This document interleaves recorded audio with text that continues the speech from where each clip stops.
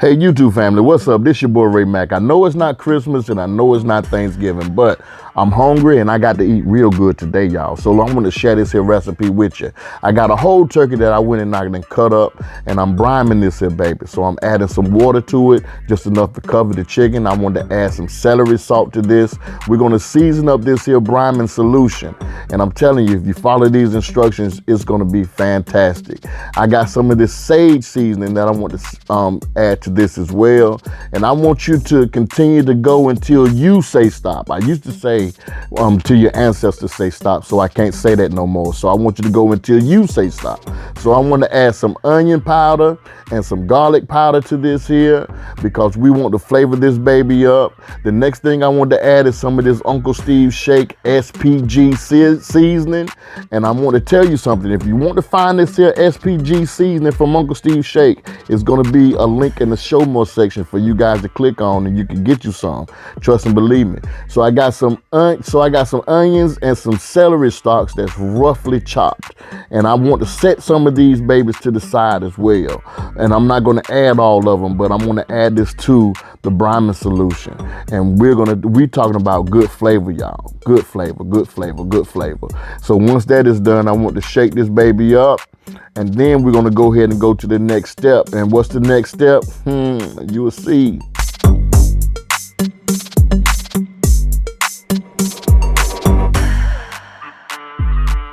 Now on our stove, we got some of these pieces that was cut up from that turkey, the leftover pieces, and I'm adding it to this here stock pot. So I want to go ahead and just make me some stock liquid right now, some turkey stock, because I want to make gravy out of this, and not just using it for gravy. I want to use this for my dressing as well. Yes, I'm making some dressing without the meat, y'all. But as you can see, this is how we looking right now. But I want to go ahead and season this baby up if you don't mind. So this is what I'm going to add to this. I'm going to add 6 tablespoons of unsalted butter to this here pot.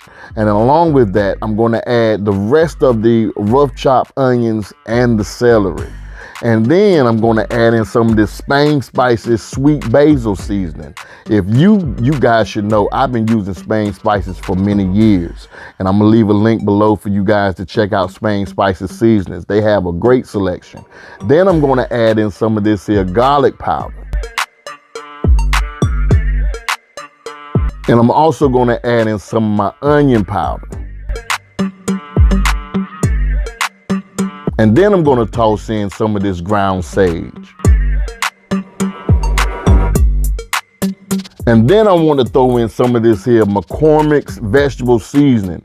If you ain't got this here McCormick's vegetable seasoning in your cabinet, something ain't right with you. If you go to Walmart or something like that, go and find some of this vegetable seasoning and put it into your cabinet. So I want to add some kosher salt to this. I want to add some kosher salt. I like this little hack that I seen on TikTok, and that's the reason why I got my salt in this mason jar.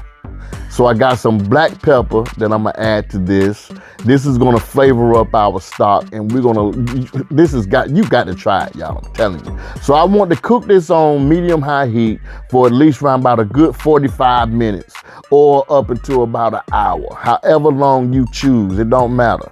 So once that being said, let's go ahead and do some of this here dressing right quick, y'all. I'm doing this a meatless dressing, so it's gonna be just your basic cornbread dressing. So I got 2 bags of how can I say it? Pepperidge Farm herb seasoned cornbread. And then with that being said, I want to go ahead and take me 1 red bell pepper, and I want to cut off 2 sections of this here baby. And then I got a yellow bell pepper that I want to cut off 1 section of. And I got a celery stalk, 2 celery stalks. But just watch the video. Don't go nowhere.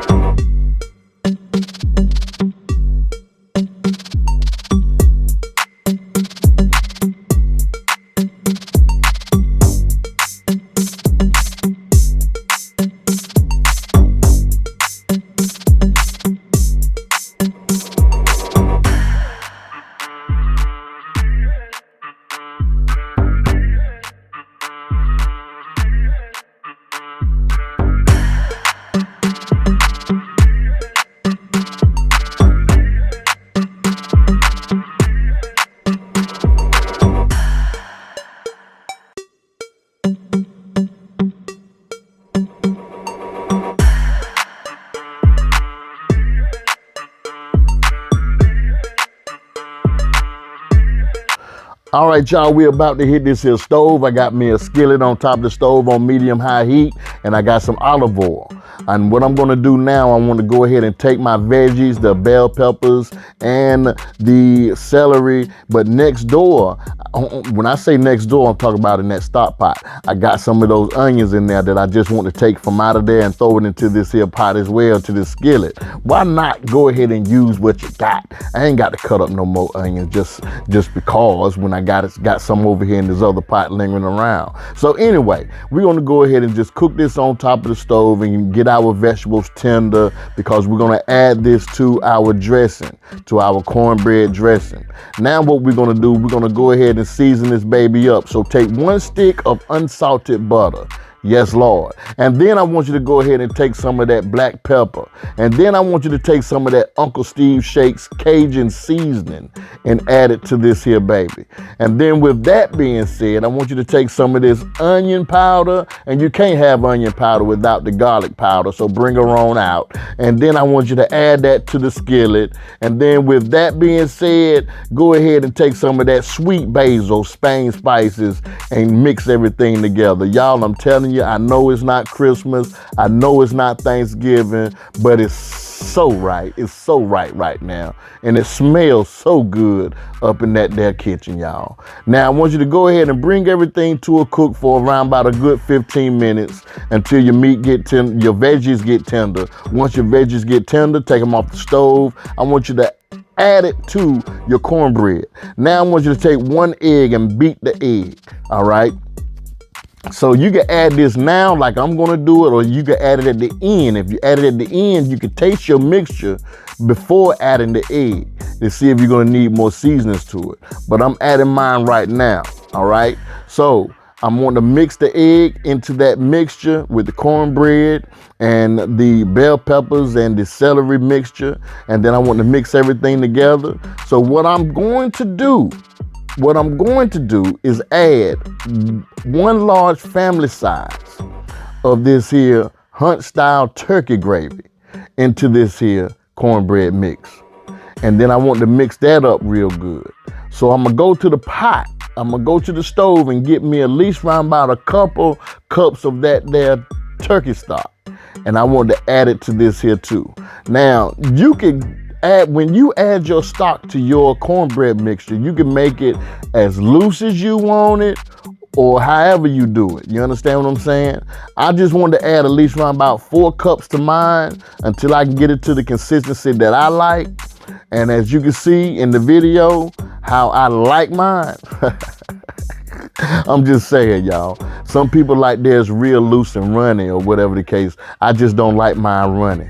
So this is how I like my texture of my cornbread dressing. Now I'm gonna go ahead and just add me a little salt to this because it do need some flavoring to it. And I'm gonna go ahead and just mix everything up again since I added the salt. And now I want to go ahead and just pan this baby up. So I got me a baking pan, and I want to use some of this here cooking spray. I got butter cooking spray, and I'm gonna spray the pan real good. And from there, I'm gonna add the cornbread mixture to the pan. Let's go.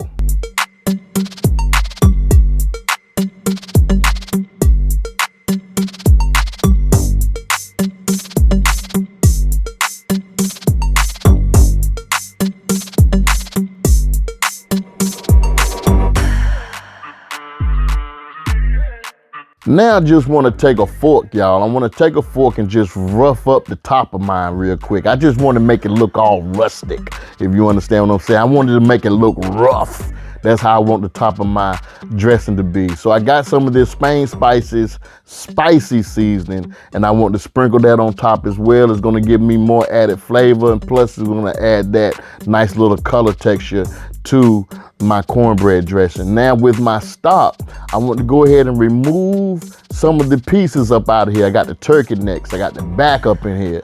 I got everything from the rooter to the tooters, what you might want to say, into this here pot. I ain't getting rid of nothing, y'all.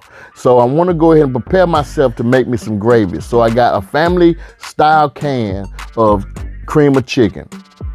And I'm going to take this to the sink once I dump it in and fill it up with some water just so I can get the rest of that little residue up out of that can and add it to the pot as well.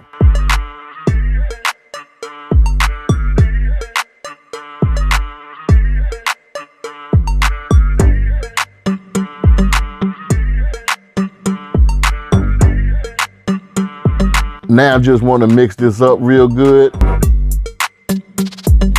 And I know y'all hear me, y'all see me up here putting these tongs to work, and some of y'all saying, man, he mixing things up with a tong. Hey, I'm just using the tools that I have at my disposal right now.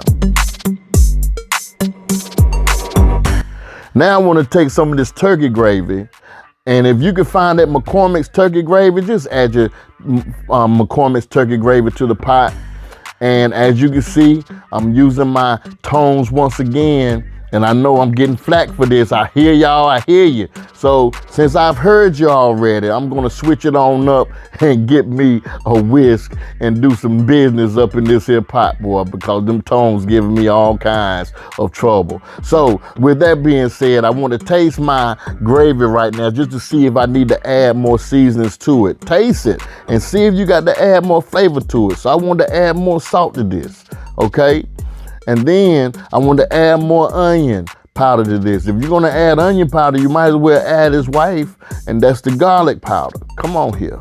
And then from there, I think we should be good as long as we add that Spain spicy seasoning. And then that's gonna be a wrap for us. We're gonna mix this baby right on up. But before we put a lid on this, I want y'all to do me a favor if you don't mind. Please, if you're gonna cook it this way, you got to cook it this way. There's no other way for you to cook it. I want you to take all your scraps that you put into that bowl, put all your scraps right back into that pot. All you need is a good thing of rice right now.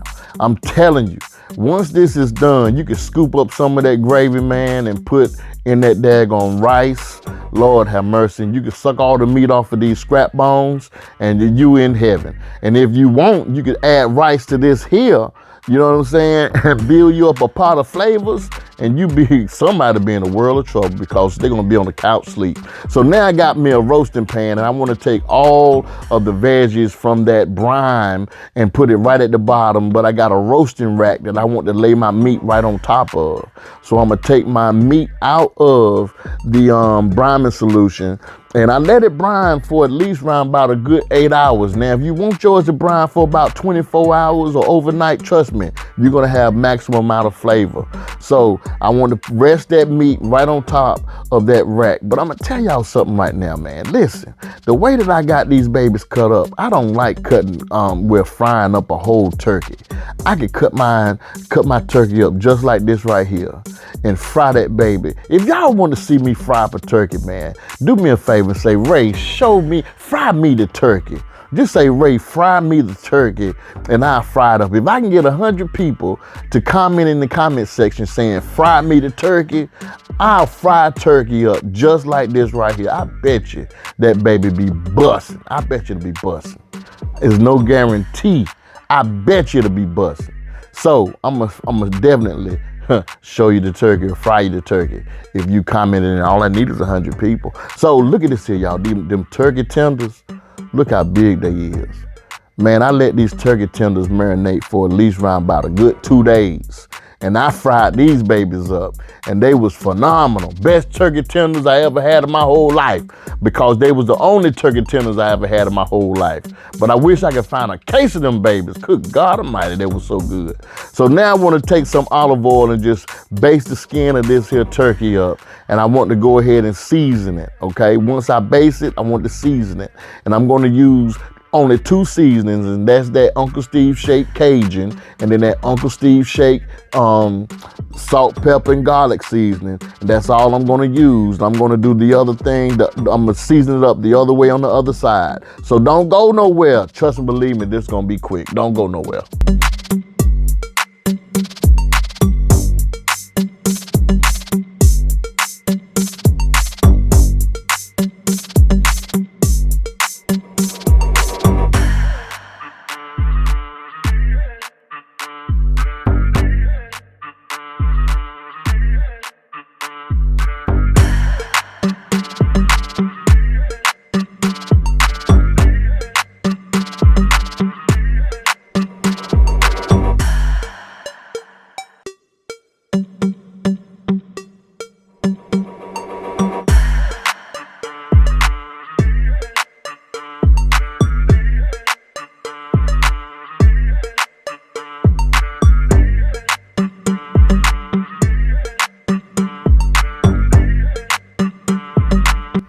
Now I got 1 stick of unsalted butter that I just want to put at the bottom of this here pan. And I also took at least around about a good 2 cups of that brine water, and I set it right down up in there as well, so we can get us a nice cook on top of that, on that meat as she cook in the oven, unwrapped. I didn't wrap this meat up for anything. Now look at this here cornbread dressing.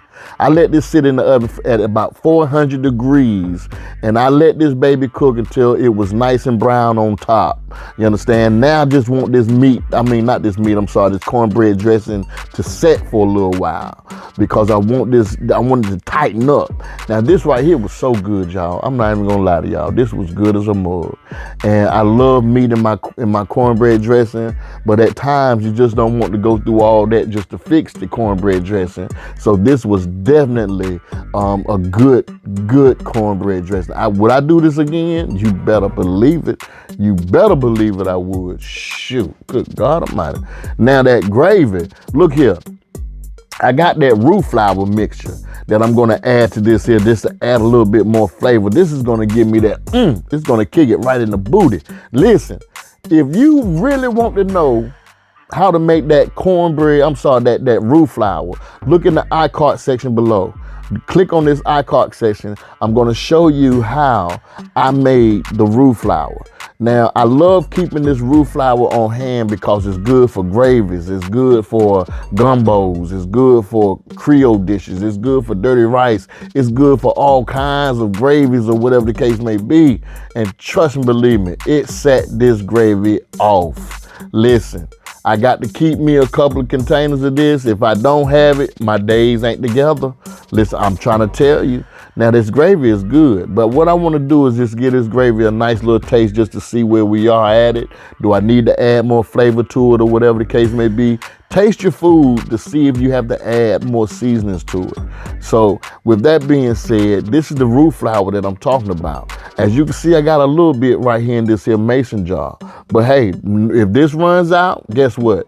I got backup, baby. I got backup. I told you. I keep this in the cabinets, y'all. Y'all see me use this on a lot of my videos, and I love that roux flour. If you want to know how to make it, go back and click on that iCard. I'm telling you. So look at this here turkey, y'all. It's brown on one side. What I want to do now is just baste it with that mixture, that juice.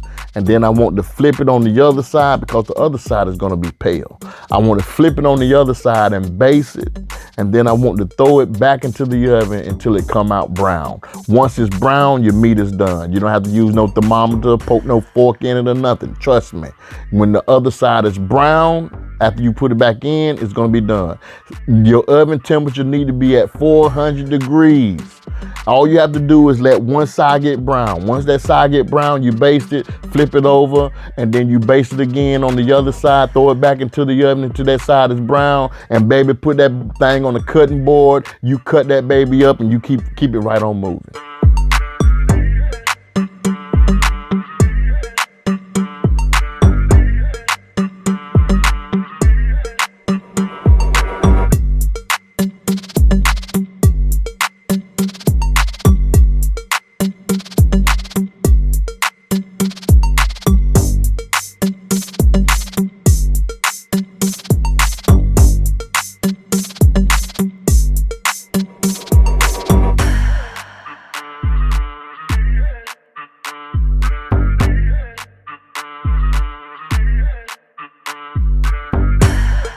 Now that right there, man, listen, that juice turned this turkey out.